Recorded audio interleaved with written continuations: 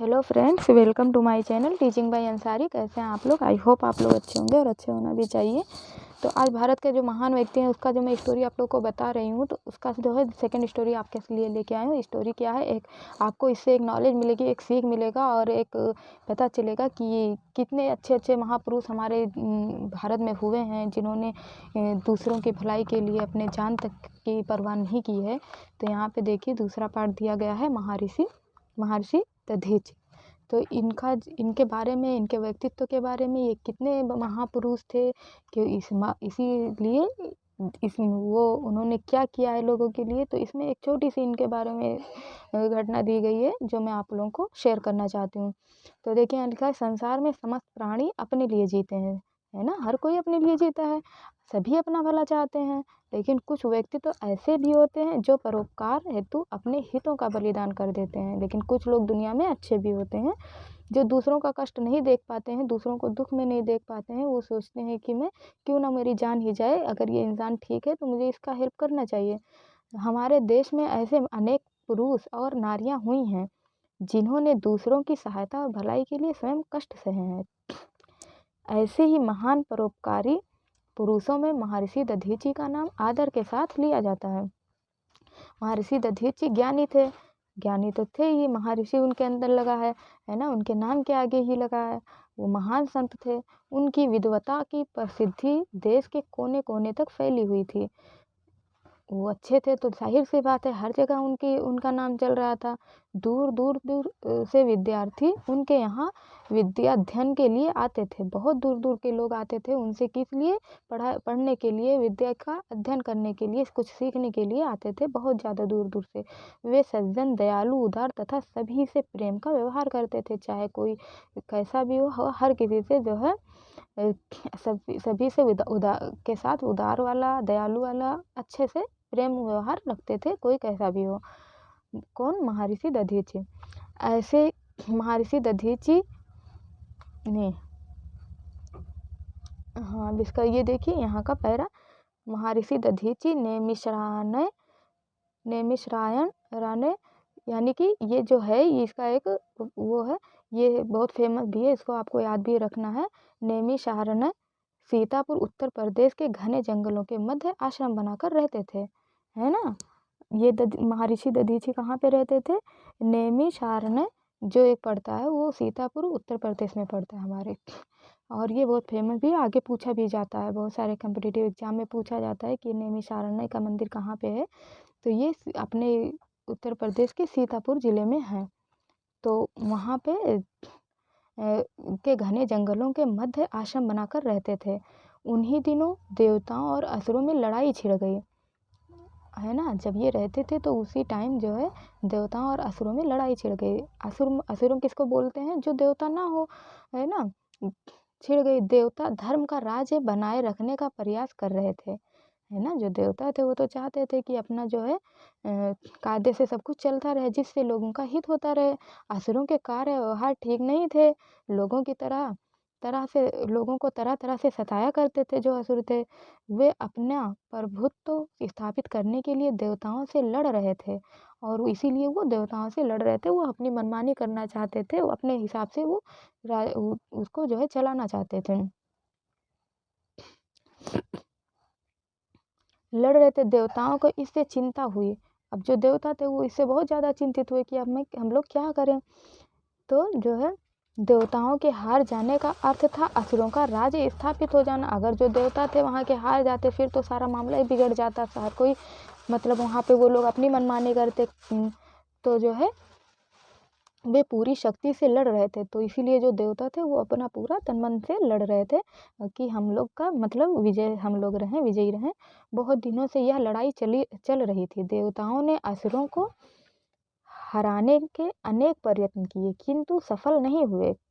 अब जो असुर थे, जो देवता नहीं थे, उनको जो है देवताओं ने हराने के लिए बहुत सारी कोशिश की, लेकिन नहीं हरा पाए। अब वो लोग बहुत ज़्यादा चिंतित हुए कि क्या किया जाए। तो वो लोग क्या करते हैं, हताश देवतागण अपने राजा इंद्र के पास गए, और वो लोग जो है देवता जो लोग थे वो अपने बड़े वाले राजा के पास गए, इंद्र के पास गए, और बोले, राजन, हमें युद्ध में सफलता के आसार नहीं दिखाई पड़ते, और वो कहते हैं कि हमें ऐसा लगता है कि हम लोग असुरों से हार जाएंगे, जीत नहीं पाएंगे। हम लोग क्या करें, क्यों ना इस विषय में ब्रह्मा जी से कोई उपाय पूछें। इंद्र देवताओं की सलाह मानकर ब्रह्मा जी के पास गए। वो कहते हैं कि हम लोग ब्रह्मा जी के जो काफ़ी ज्ञानी थे उनके पास जाएं और उनसे कोई सलाह लें, क्या किया जाए जिससे हम लोग असुरों को हरा सकें। इंद्र ने उन्हें अपनी चिंता से अवगत कराया। अब जो इंद्र, पहले तो देवता लोग इंद्र के पास गए थे, अब इंद्र अपने सारे देवताओं को लेके किसके पास गए, ब्रह्मा जी के पास गए, और उन्होंने जो जो बातें देवताओं ने बताई थी सारी बातें ब्रह्मा जी को बता दी। अब ब्रह्मा जी क्या बोले, हे देवराज, त्याग में इतनी शक्ति होती है कि उसके बल पर किसी भी संभव कार्य, है ना, असंभव कार्य को संभव बनाया जा सकता है। तो ब्रह्मा जी क्या कहते हैं कि त्याग और बलिदान कुर्बानी में इतनी शक्ति होती है कि जिससे कोई काम असंभव हो उसको संभव भी बनाया जा सकता है। लेकिन दुख है कि इस समय आप में से कोई भी इस मार्ग पर नहीं चल रहा है। लेकिन वो कहते हैं कि बहुत दुख की बात है कि आजकल कोई अपनी कुर्बानी, कोई बलिदान, कोई त्याग नहीं करना चाहता है। यही वजह है कि आप लोग जो है हार रहे हैं असुरों से। तो ब्रह्मा जी की बातें सुनकर देवराज इंद्र चिंतित हो गए, और इंद्र जी जो है बहुत चिंतित हो गए कि अब क्या किया जाए। वे बोले, फिर क्या होगा श्रीमान, क्या यह सृष्टि असुरों के हाथ चली जाएगी। तो वो कहते हैं, क्या ये जो है पूरी जो है जहाँ पे हम लोग रहते हैं, जहाँ पे ये सब पूरा राजपाट जो है असुरों के हाथ में चला जाएगा, हम लोग हार जाएंगे, तो जाहिर सी बात है कि उन्हीं के हाथ में चली जाएगी। यदि ऐसा हुआ तो बड़ा अनर्थ होगा। वो कहते हैं, अगर असुरों के हाथ में चला गया फिर तो बहुत प्रॉब्लम हो जाएगी। वो लोग अपनी मनमानी करेंगे, हर किसी को सताएंगे, अपने तरीके से जो है चलाएंगे। ब्रह्मा जी ने कहा, आप निराश ना हो। तो ब्रह्मा जी कहते हैं कि आप लोग दुखी ना हो इतना ज़्यादा, असुरों पर विजय पाने का एक उपाय है। वो कहते हैं कि ऐसा नहीं है, कोई तो हल है ही इसका, इससे आप लोग असुरों से जीत सकते हैं। तो उपाय है, यदि आप प्रयास करें तो निश्चय ही देवताओं की जीत होगी। कहते हैं कि अगर आप लोग कोशिश करें तो जो है आप लोगों की जीत हो जाएगी और असुर जो हैं वहाँ के हार जाएंगे।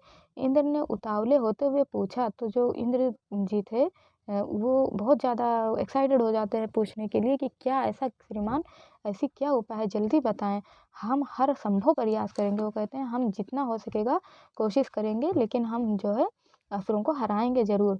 ब्रह्मा जी ने बताया, नैमिषारण्य वन में एक तपस्वी कर रहे हैं। वो वहाँ कहते हैं, जो सीतापुर में एक, यूपी के सीतापुर ज़िले में एक, वहाँ पे एक जंगल है, तो वहाँ पे एक जो है तपस्वी हैं, तो वो यज्ञ कर रहे हैं नैमिषारण्य में। तो उनका नाम क्या है, दधीची है। कहते हैं कि वहीं नैमिषारण्य के वन में एक तपस्वी तप कर रहे हैं, उनका नाम क्या है, दधीची है। और उन्होंने तपस्या और साधना के बल पर अपने अंदर अपार शक्ति जुटा ली है। वो कहते हैं वो इतने तपस्वी हैं कि उन्होंने सिर्फ अपना टाइम पूरा तपस्या और यज्ञ में लगाया है, तो जो है उनके अंदर बहुत ज़्यादा शक्ति आ गई है। यदि उनकी अस्थियों से बने अस्त्रों का प्रयोग आप लोग युद्ध में करें तो असुर निश्चित ही परास्त होंगे। तो वो कहते हैं कि अगर उनकी अस्थियों मतलब उनकी हड्डियों से बने मतलब अस्त्रों मतलब जो भी औजार होता है, अस्त्रों का प्रयोग आप लोग युद्ध में करें तो असुर निश्चित ही परास्त हो जाएंगे। तो उनकी अस्थियों से जो अस्त्र बना होगा उसी से जब आप लोग युद्ध करेंगे तभी आप लोग जो है असुरों को हरा पाएंगे। और वो इतने बड़े तपस्वी थे, महर्षि दधीची जो थे, नैमिषारण्य के वन में जो है बहुत टाइम से तपस्या कर रहे थे। तो उनके बारे में कौन बताता है, ब्रह्मा जी बताते हैं। किसको बताते हैं, इंद्र जी को बताते हैं, उनके देवताओं को बताते हैं। इंद्र ने कहा, किंतु वे तो जीवित हैं। कहते हैं वो तो जीवित हैं, फिर हम उनकी अस्थियों का यूज कैसे कर सकते हैं, लेकिन उनकी अस्थियां भला हमें कैसे मिल सकती हैं। ब्राह्मण ने कहा, मेरे पास जो उपाय था मैंने आपको बता दिया, शेष समस्याओं का समाधान स्वयं दधीची कर सकते हैं। वो कहते हैं कि अब जो इसका हल था मैंने बता दिया, आगे आप जानिए और फिर महर्षि दधीची जाने, आप जाके उनसे जो है कहिए कि क्या हो सकता है। महर्षि दधीची को इस युद्ध की जानकारी थी और जो महर्षि दधीचि थे उनको जो है इस युद्ध की जानकारी थी। उन्हें पता था देवताओं और असुरों के बीच में युद्ध चल रहा है और जो है देवता जीत नहीं पा रहे हैं, परास्त नहीं कर पा रहे हैं असुरों को। वे चाहते थे कि युद्ध समाप्त हो। सदा शांति चाहने वाले आश्रमवासी लड़ाई झगड़े से दुखी होते हैं। उन्हें आश्चर्य भी होता था कि लोग एक दूसरे से क्यों लड़ते हैं। महर्षि दधीचि को सारी जानकारी थी, उन्हें भी दुख था, वो भी चाहते थे कि जो है असुरों को परास्त किया जाए और जो है देवता लोग जो भी वहाँ आश्रमवासी हैं सब हंसी खुशी रहें और इतनी प्रॉब्लम ना हो। तो महर्षि दधीचि को चिंता थी कि असुरों के जीतने से अत्याचार बढ़ जाएगा। उन्हें भी ये बात की चिंता थी कि अगर असुर जीत गए फिर तो बहुत ज़्यादा प्रॉब्लम बढ़ जाएगी। देवराज इंद्र झिझकते हुए महर्षि दधीचि के आश्रम पहुँचे। अब जो है देवराज जिसको ब्रह्मा ने बताया था ये बातें सारी, तो वो जो है उन्हें तो पता था कि महर्षि दधीचि तो अभी जिंदा हैं, वो जीवित हैं, मैं उनके अस्थियों के अस्त्र को कैसे बना के प्रयोग कर सकता हूँ। लेकिन फिर भी वो काफ़ी गुस्से में झिझकते हुए, इरिटेट होते हुए उनके महर्षि दधीचि के आश्रम में पहुँचे, जो कि कहाँ था, नैमिषारण्य के मतलब गुफा में था, वहाँ सीतापुर में। महर्षि उस समय ध्यानावस्था में थे। जब वो लोग वहाँ पे पहुँचे तो वो क्या थे, ध्यान लगा रहे थे, ध्यानावस्था में थे, तपस्वी तो थे ही। इंद्र उनके सामने हाथ जोड़कर याचक की मुद्रा में खड़े हो गए। जो राजा इंद्र थे वो गए और वहाँ पे एक जैसे होता है एक भिखारी जाता है, एकदम से रिस्पेक्ट में खड़े हो जाते हैं उनके सामने। ध्यान भंग होने पर उन्होंने इंद्र को बैठने के लिए कहा। जब वो ध्यान लगा चुके फिर उन्होंने इंद्र जी से कहा कि बैठ जाइए। फिर उनसे पूछा, कहिए देवराज कैसे आना हुआ। और उनसे कहते हैं कि कैसे आना हुआ, आप कैसे आ गए मेरे इस आश्रम में। इंद्र बोले, महर्षि क्षमा करें, मैंने आपके ध्यान में बाधा पहुंचाई। पहले तो वो उनसे माफ़ी मांगते हैं और फिर उसके बाद में कहते हैं कि महर्षि आपको ज्ञात होगा इस समय देवताओं पर असुरों ने चढ़ाई कर दी है। वो युद्ध की सारी घटना बता देते हैं कि देवताओं और असुरों में युद्ध छिड़ गई है, वे तरह तरह के अत्याचार कर रहे हैं, हम लोगों को क्षति पहुंचा रहे हैं। उनका सेनापति वृत्रासुर बहुत ही क्रूर और अत्याचारी है। जो उनका सेनापति है वो और ज़्यादा खराब है नेचर में, वो बहुत ज़्यादा अत्याचार कर रहा है, प्रॉब्लम कर रहा है हम लोग के ऊपर। उससे देवता हार रहे हैं और जो देवता हैं वो बेचारे नहीं जीत पा रहे हैं, उन लोग को हरा नहीं पा रहे हैं। महर्षि ने कहा, मेरी भी चिंता का यही विषय है। वो कहते हैं मैं भी इसी बात से चिंतित हूँ, मुझे भी पता है ये सब बारे में, आप ब्रह्मा जी से बात क्यों नहीं करते। तो वो कहते हैं महर्षि दधीचि कि आप लोग मेरे पास क्यों आए हैं, आप लोग ब्रह्मा जी के पास जाइए और उनसे कोई बातचीत करिए इस बारे में। इंद्र जी ने कहा, मैं उनसे बात कर चुका हूँ। तो इंद्र जी तो अभी उन्हीं के पास से आए थे। वो कहते हैं मैं अभी उन्हीं के पास से आया हूँ। उन्होंने उपाय भी बताया है, किंतु उन्होंने कहा कि उन्होंने इसका उपाय भी बताया, लेकिन वो आगे चुप हो जाते हैं। क्यों? क्योंकि वो सोचते हैं कि इनकी तो अस्थियों का यूज करने को उन्होंने बताया है, जो वो उनसे कहने में थोड़ा सा झिझक रहे थे। किंतु किंतु किंतु किंतु कहते कहते मतलब वो झिझक रहे हैं। देवराज आप रुक क्यों गए। तो महर्षि दधीचि कहते हैं कि आप क्यों रुक गए, आप बताइए जो बात उन्होंने बताया, साफ साफ बताइए। मेरे प्राणों की भी ज़रूरत होगी तो मैं शहर से तैयार हूँ। कहते हैं अगर आप लोग को मेरे जान की भी ज़रूरत होगी, प्राण की भी ज़रूरत होगी तो भी मैं देने के लिए तैयार हूँ, आप बताइए तो सही। विजय देवताओं की ही होनी चाहिए। वो कहते हैं कि कोई भी हो, कुछ भी हो जाए, मुझे क्यों ना अपनी जान ही देनी पड़े, लेकिन जीत जो है देवताओं की होनी चाहिए, असुरों की नहीं होनी चाहिए, अदरवाइज बहुत ज़्यादा दिक्कत हो जाएगी। महर्षि ने जब यह कहा तो इंद्र ने कहा, हे महर्षि, ब्रह्मा जी ने बताया है कि आपकी अस्थियों से बने अस्त्र बनाया जाए तो वह वज्र के समान होगा। तो जो बात थी, ब्रह्मा जी ने जो बात बताया था वो इंद्र जी सारी बातें उनको बता देते हैं कि आपकी अस्थियों का जो अस्त्र बनेगा उसी से वृत्रासुर को मारने हेतु ऐसे ही वज्रास्त्र की आवश्यकता है, तभी हम लोग जो है युद्ध में जीत पाएंगे, अदरवाइज नहीं जीत पाएंगे। इंद्र की बात सुनते ही महर्षि का चेहरा कांतिमय हो उठा। उन्होंने सोचा मैं धन्य हो गया। जब इंद्र जी ने ये बात बताया उनको कि आपकी अस्थियों की ज़रूरत है जिससे औजार बनेगा और उसी से जब हम लोग जो है युद्ध करेंगे तभी जीत पाएंगे, तो वो इतना सुन के बहुत ज़्यादा खुश हो जाते हैं। वो खुश हो जाते हैं, कहते हैं मैं तो धन्य हो गया, उनका रोम रोम पुलकित हो गया, वो बहुत खुश होते हैं। जबकि जो है इंद्र जी उन्हें बताने में इतना ज़्यादा हेजिटेट हो रहे थे कि मैं कैसे इनको बताऊं कि इतनी ज़्यादा आपकी अस्थियों की ज़रूरत है, वो भी सुन के क्या फील करेंगे, लेकिन वो जो है बहुत ज़्यादा खुश हो जाते हैं। प्रसन्नतापूर्वक महर्षि बोले, देवराज आपकी इच्छा अवश्य पूरी होगी।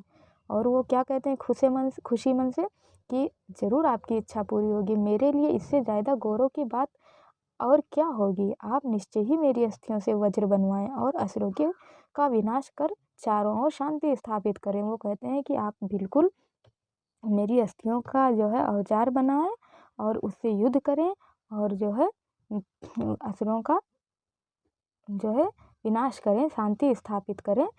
तो बहुत ज़्यादा वो खुश हो जाते हैं ये बात सुन के। दधीची ने भय एवं चिंता से मुक्त होकर अपने नेत्र बंद कर लिए और तुरंत उन्होंने अपनी आंखें बंद कर ली। बिना डरे, बिना किसी चिंता के, बिना झिझके उन्होंने अपनी आंखें बंद कर ली। उन्होंने योग बल से अपने प्राणों को शरीर से अलग कर लिया। और वो तपस्वी तो थे ही, उनके अंदर अपार शक्ति थी, जैसा कि मैंने ऊपर बताया ही आपको। और उन्होंने अपनी शक्ति और क्षमता से अपना जो है आत्मा अलग कर लिया और अपना शरीर जो है, अपने शरीर से आत्मा निकाला और अलग कर दिया शरीर को। उनका शरीर निर्जीव हो गया और तुरंत ही उनका शरीर कैसा हो गया, निर्जीव हो गया। देवराज इंद्र आदर से उनके मृत शरीर को प्रणाम कर अपने साथ ले गए। अब जो है जो इंद्र जी थे वो उनके शरीर को चुपचाप रिस्पेक्ट के साथ, आदर के साथ ले जाते हैं प्रणाम करके। महर्षि की अस्थियों से वज्र बना और उनकी जो हड्डियां थी उससे वज्र बना अस्त्र बनाया गया, जिसके प्रहार से वृत्तासुर मारा गया। और जो है उनका जो सेनापति था असुरों का, वो मारा गया। असुर पराजित हुए और देवताओं की जीत हुई।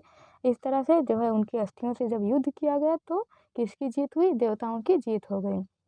महर्षि दधीची ने उनके त्याग के लिए आज भी लोग श्रद्धा से याद करते हैं। अब जाहिर सी बात है, उन्होंने अपना इतना बड़ा बलिदान दिया, इतने तपस्वी थे, इतने खुशी मन से, बिना डरे, बिना किसी चिंता के उन्होंने तुरंत अपनी जान बलिदान दे दिया। तो जाहिर सी बात है कि लोग उन्हें श्रद्धा से याद ही करेंगे, याद करते हैं। नैमिषारण्य में प्रति वर्ष फाल्गुन माह में उनकी स्मृति में मेले का आयोजन होता है, इसीलिए वहाँ हर साल मेला एक बहुत बड़ा लगता है, जिसमें हर कोई किसको याद करता है, महर्षि को याद करता है। यह मेला महर्षि के त्याग और मानव सेवा के भावों की याद दिलाता है। और यह मेला जो है किस चीज़ की याद दिलाता है कि हमें हर किसी की हेल्प करनी चाहिए, अगर ज़रूरत पड़े तो हमें अपने जान की भी बलिदान देनी पड़े तो दे देना चाहिए, और मानवता की सेवा कैसे करनी चाहिए, ये सब के बारे में इंसान याद करता है जब उस मेले में जाता है। तो बाकी यहाँ पे देखिए प्रश्न दिए गए हैं, तो आई होप आपको कहानी बहुत अच्छी लगी होगी,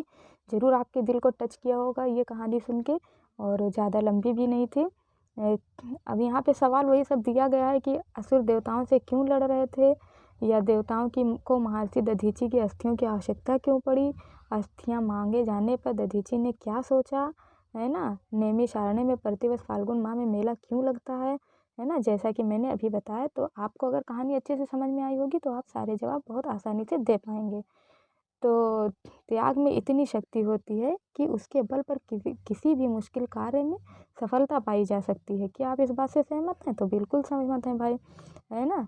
आप निराश ना हो, असुरों पर विजय पाने का एक उपाय है। ये किसने कहा? ये जो है ब्रह्मा जी ने कहा था। वे तो जीवित हैं, उनकी अस्थियां भला हमें कैसे मिल सकती? ये किसने कहा था? ये तो इंद्र जी ने कहा था। आप निश्चय ही मेरी अस्थियों से वज्र बनवाएं और असुरों का विनाश कर चारों ओर शांति कायम करें।